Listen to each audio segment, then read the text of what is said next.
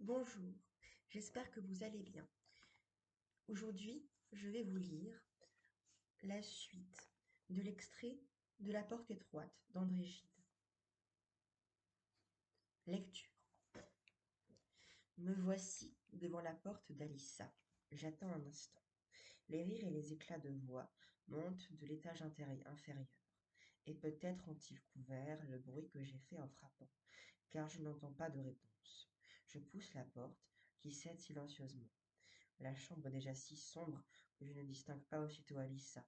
Elle est au chevet de son lit, à genoux, tournant le dos à la croisée du tombe d'un jour mourant.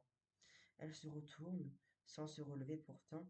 Quand j'approche, elle murmure: «Oh, Jérôme, pourquoi reviens-tu?»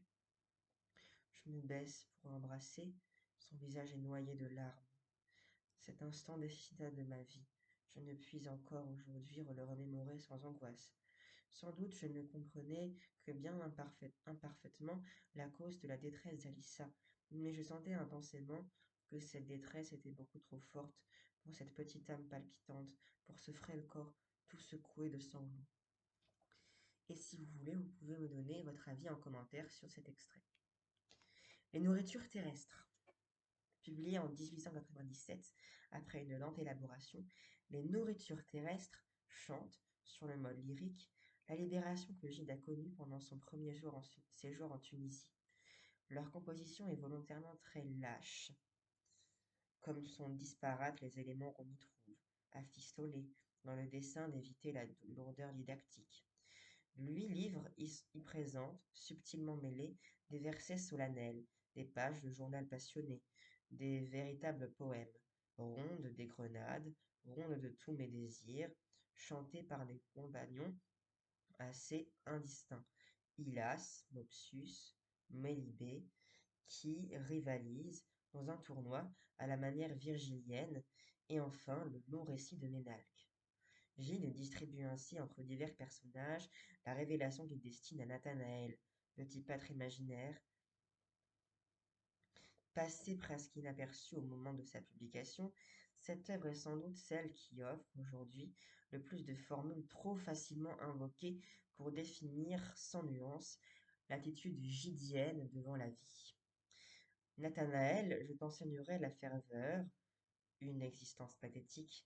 Nathanaël, plutôt que la tranquillité. Il faut, Nathanaël, que tu brûles en toi tous les livres, jusqu'où mon désir peut s'étendre. Là j'irai, Nathanaël, je ne crois plus au péché. Nathanaël, je t'enseignerai que toutes choses sont divinement naturelles. Nathanaël, ne distingue pas Dieu de ton bonheur.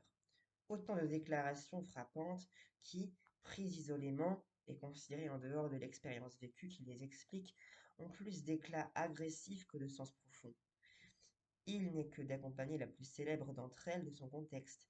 Famille, je vous hais, foyer clos, porte refermée, possession jalouse du bonheur, pour comprendre que l'anathème s'adresse seulement à une conception de la vie repliée et étroitement satisfaite. Gide, dans sa préface à l'édition de 1927, présente les nourritures terrestres comme les livres d'un convalescent qui embrasse la vie comme quelque chose qu'il a failli perdre. Tout connaître et tout goûter devient un devoir.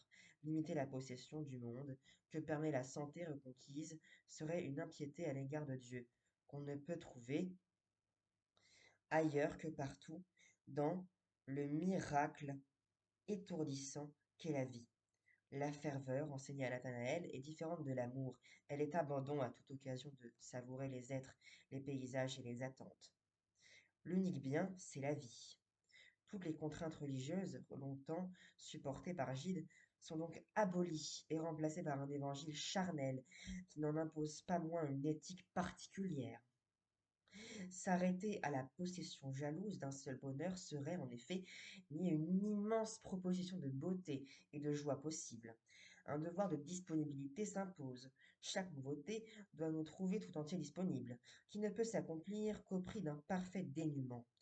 L'apologie de ce dénuement est, d'après Gilles lui-même, ce qui reste de plus précieux dans l'ouvrage.